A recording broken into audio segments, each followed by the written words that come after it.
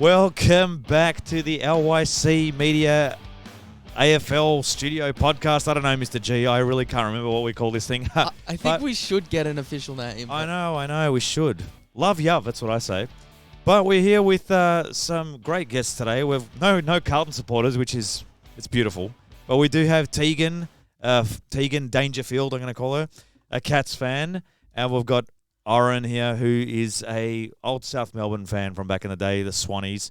And, of course, Mr. G, straight sets Melbourne supporter. Oh, wait, hang on. Straight sets Melbourne supporter. Yep. And we got Mr. D, make the granny and then win the granny. Ooh, and don't make finals the next year. Ooh, snap. Okay, let's talk about, this is going to be great. Do a rundown on the weekend that just happened. The Port Hawks game, I tell you what, that was something. It was quite exciting, I must say, Mr. G. But all the focus went to, at the end, they were carrying Bruce off, and then Ken Hinkley, all week, Ginnivan, actually not all week, for the past couple of years, Ginnivan has been running his mouth a bit on social media. This is a generational thing, Teagan, Generation Alpha, you call yourselves, with your TikToks and your Snapchats and all that, and your hashtags. And he's like, see you in 2 weeks to Grundy, your mate, Davis, the one that Melbourne got rid of. Do you like Grundy? Look how he's turned us around. I mean, the second we get a ruckman, our midfield just starts working. So I know. love Grundy. It's amazing how Melbourne just threw him away. But anyway. Our VFL team didn't need a calibre of Grundy. Ruckman of Grundy's calibre, yeah. So Ginnivan, right, see you in 2 weeks. And then all of a sudden, Port used that as a bit of fuel, like 90s style. They're like, okay, look at this, guys. Eye of the Tiger. And then they lose the game, Hawthorn, right? And then Hinkley walks over to the crew, the Hawthorn players, and he's like, hey, Ginnivan, you're not flying anywhere, mate. Ha, you're not flying anywhere. Look. And then he gets fined 20 grand for that. Sicily bites back. I understand where the AFL's coming from, but 20,000 for that. I just think Hinkley shouldn't have done that, number one, as a coach. He's heading everything, right? He's the head of Port Adelaide. He's the head coach. And I know Ginnivan runs his mouth a lot, and he's done some things in the past, and he left Collingwood. But I just think it was a bit harsh. What do you think, Mr. G? I think Hinkley's the adult in that situation. Ginnivan's the 21-year-old who's... I don't even think there was any ill intentions towards the comment and Grundy. He's writing to a mate saying, hopefully we see you. Yeah. And then you've just won yourself a huge final at home. And I think it tells the pressure Hinkley was under going into that game that he had to react like that. I'd much rather be a bad loser than a bad winner. And I think Hinkley's the one. I agree, the fine, I don't know what he's actually fined for, but it's a shocking look for a coach. Like, he's the adult in that situation. He should be setting the example to his players. And when there's a huge celebration going on, they've won the game. Bruce is a 300-game champion, and Hinkley makes the moment about him. I don't like that. Yeah, it's a nicky one there. Back in the 90s, you had Sheeds and Malthouse and all them doing all sorts of things and getting fined. Even your coach, Teagan, what's his name? One of the Scots, gave him that look, that scary look. Yeah, I'm so scared. But anyway, enough of that. Let's talk about, it was a ripper game, but let's focus on this week, which is a rundown of the Cats-Lions game. Teagan, you're the Cats fan here. Tell us who's going to win, who are the key players, and what's your tip? Definitely the Cats. Yeah, it'll be a great game. I reckon great matchups all over the field. So the midfield, I'd say, will be very good. We'll get Tom Stewart back, so yeah, it'll be good. Jezza, hopefully will kick another few goals. Some from outside the ground. Yeah. I think Sean Manor played an amazing game 2 weeks ago against Port. Yeah, you really smashed Port. What was it, 80 points? 84. Jeez. Yeah, there you go. So, who's your tip? What do you need to do to stop the Lions, though? I think Joe Danaher is a great player. So when he had the footy last week,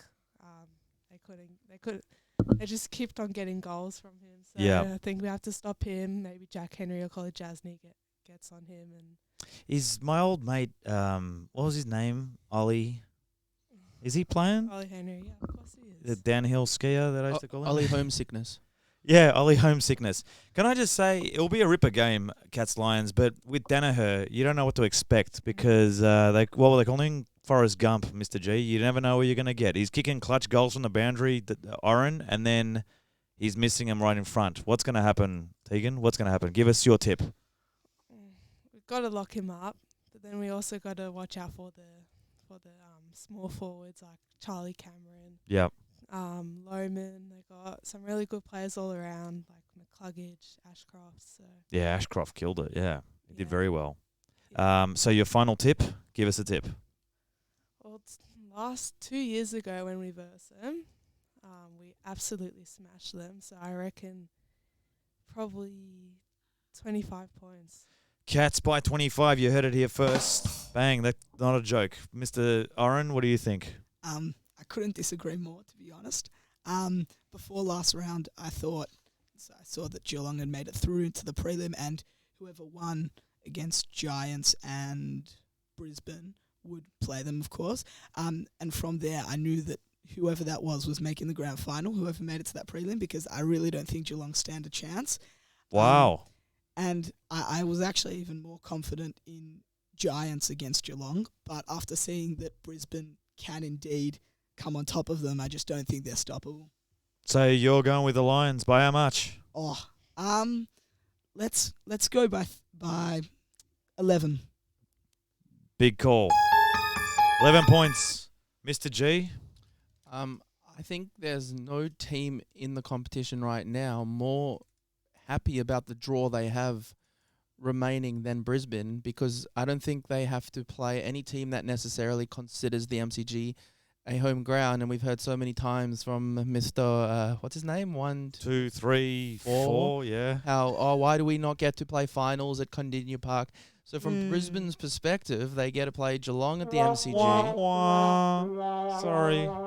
And then if they win that, my tip of either get to play the Swans, who are so poor at the G they lost to Richmond over there, or Port Adelaide, who I don't necessarily rate. So I think Brisbane are in a really happy situation. I think the only thing that's going to stop them is Geelong have the best coach in the league, or are Brisbane completely spent after that fourth quarter comeback, whereas Geelong are fresh off a bye, and you're giving Chris Scott 2 weeks off to prepare for this prelim, and we saw how well he did when he had 2 weeks to prepare for the Port game. So I think those are the only two things in Geelong's favour. I think they're very hot and cold this year. They're either winning really tough games or losing games they should be winning.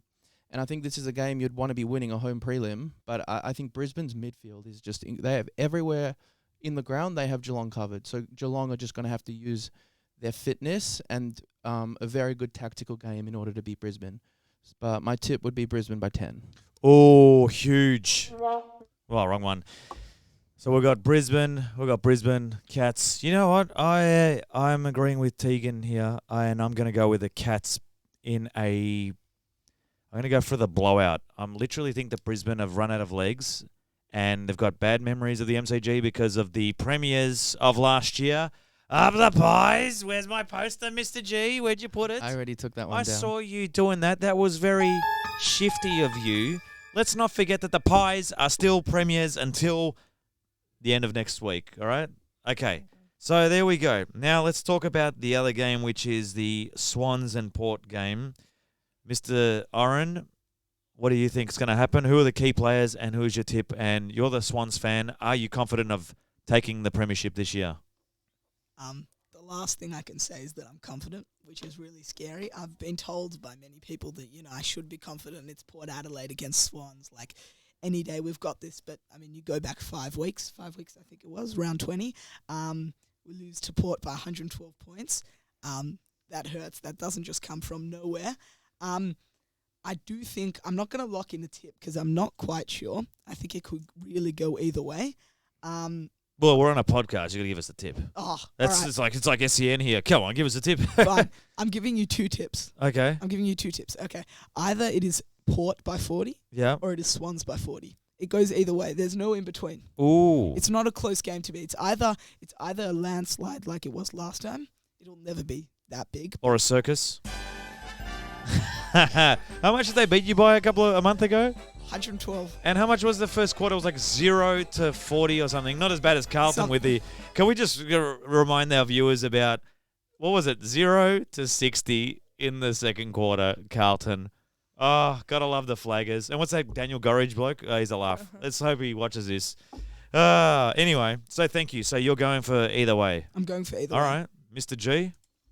I think if Swans after the season they don't end up going home by losing to Port, it will be one of the great season collapses we've seen in a long time. Worse than straight sets, in my opinion. You've got to beat Port at home in a prelim. You've just got to do it. They're very temperamental. If Butters plays, he's not very fit. You've just got to beat them. Charlie Dixon looks like he can't run anymore. That Marshall's concussed. You've got to beat them. Sydney by a lot. All right, Sydney by a lot. Sydney, Teagan, who do you think? Who's your tip? Sydney. By how much? I reckon a big margin, so probably around like 22 or something. Okay. I'm going with the Swans by 35, Nick Dacos. There you go. So also, before we go, so we've covered all the games for this week. We probably won't be able to see each other till, well, the next podcast will be before the grand final. So let's go with the big calls for this week. We're going to talk about, well, actually, we can do both. What are your big calls, Teagan? One big call that's going to happen this weekend. Grind Myers, I reckon he'll kick around 4 goals. Wow. Big call, Mr. Oren. Crazy Brisbane blowout. Wow. Okay. Mr. G?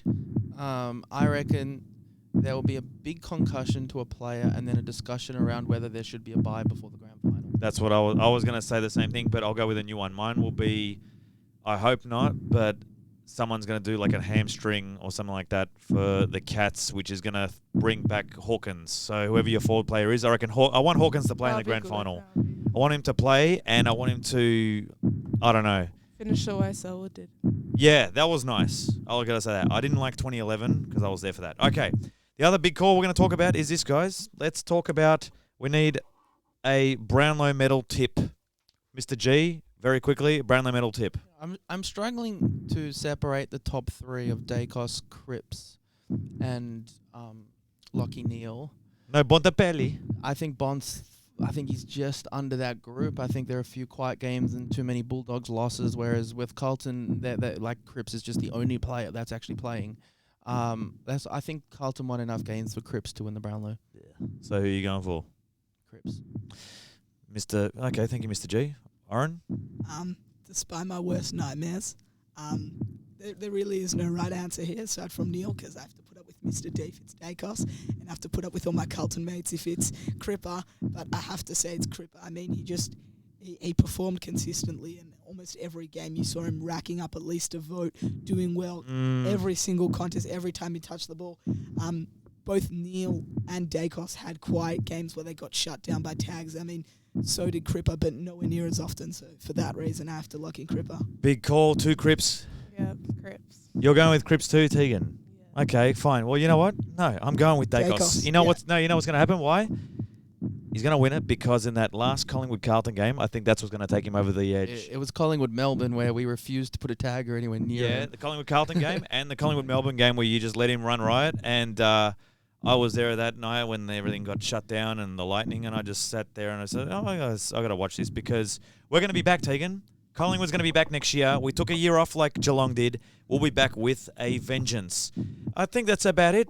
Everyone, we've gone through everything. It's going to be a huge weekend for you guys following these teams. I mean, I've been through it last year. It was great. Oren, you a couple of years ago playing Teagan's team, that was a bit of a nightmare. I was at that game too. One of the most boring grand finals. But we could get a rematch of that. It's going to be huge. Oh, that's the chicken one. I'll tell you what, Mr. G, it's been fun. I just want to say thanks to all our viewers. Don't forget to like, subscribe. Thank you to Oren. Thank you to Teagan. Thank you to Mr. G. Straight Sets Melbourne. And I think that's it. And thank you to Mr. Won the Premiership and don't make finals the next year, Mr. Oh, D. snap. Oh, well, at least I'm not a Blues or a Saints supporter. Oh, snap. Okay, catch you then. Bye.